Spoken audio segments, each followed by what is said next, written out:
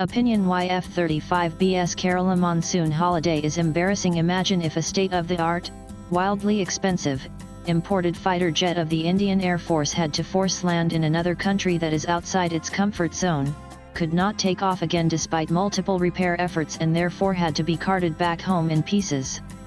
There would have been derisive noises from around the world, led by the Western media and amplified by the local press, and memes about bullock carts would have flown thick and fast.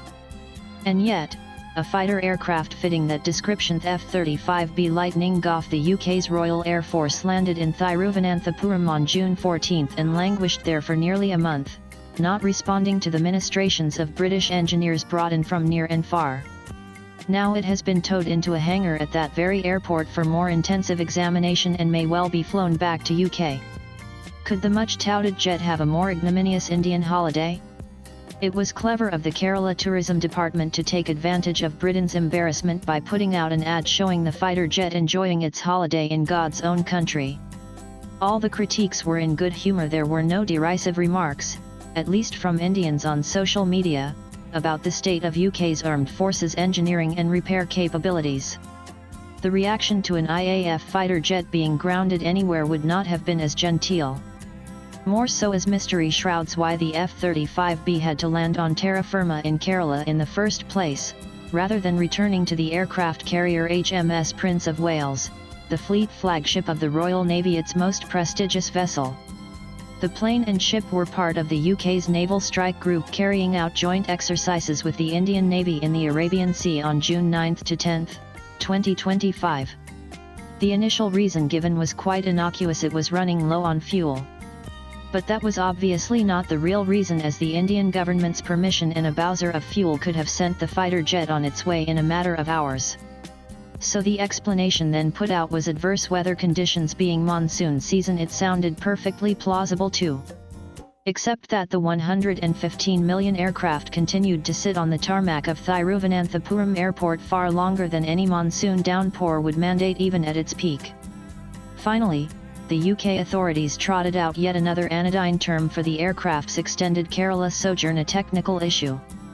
But 25 days on, like ol Humpty Dumpty, all the king's horses and all the king's men could not put it back together again, metaphorically speaking. Multiple teams of military engineering personnel arrived to attempt to make the aircraft airworthy again and failed to do so. There should have been an uproar. Curiously, there wasn't. Only the Conservative MP for Huntingdon and former soldier, Ben Obisjekti, asked the government in the House of Commons what steps the government is taking to recover the plane, how much longer will that take, and how will the government ensure the security of protected technologies on the jet while it is in the hangar and out of view.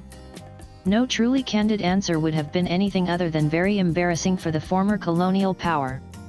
Because, just this May, the Royal Air Force announced on X, after a long journey from Lockheed Martin in Fort Worth, Texas, 2 new F-35B Lightning jets have arrived RAF_Marum.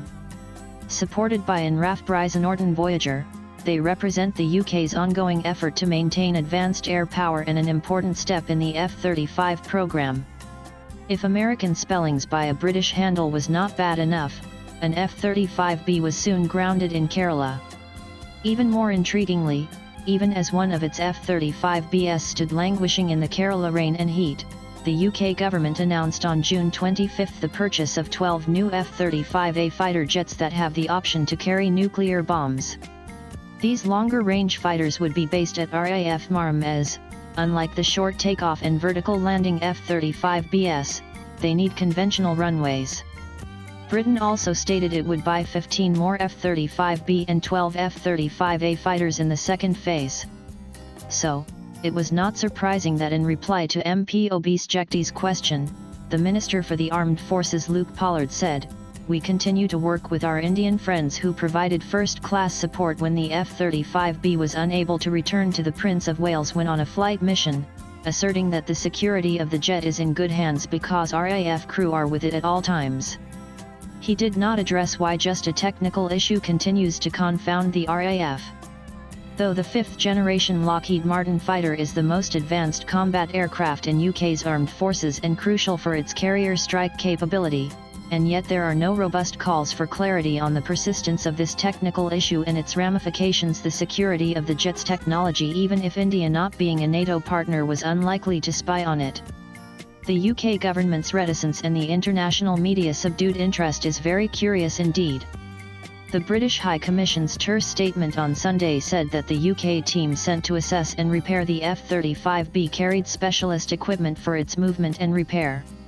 All of the F-35's rivals in the international defence aviation sector would want to be flies on the wall of that hangar in Thiruvananthapuram Airport this week, as the fighter jet is examined closely by, presumably, not just RAF engineers flown in from the UK but also Lockheed Martin. Charges for the F-35Bs embarrassing sojourn on the Thiruvananthapuram Airport tarmac for 26 days have been estimated to be Rs 5,77,742 at the rate of Rs 26,261 per day. That is rather reasonable given that comparable charges for an IAF fighter aircraft chilling, say, at Heathrow Airport for the same amount of time would have meant forking out approximately the pound sterling equivalent of Rs 2,66,527 per day.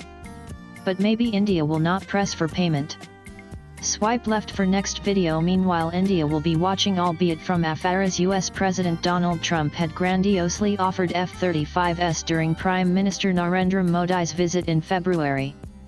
That was, of course, before the Pahalgam massacre, India's Operation Sindoor retaliation, and Trump's astonishing rehybridation of India and Pakistan. Buying F-35s will make India heavily dependent on the US goodwill for spares, etc. And the jet does seem to have its share of inexplicable glitches. The author is a freelance writer. Views expressed in the above piece are personal and solely those of the author. They do not necessarily reflect NEWS18's views. Latest blogs.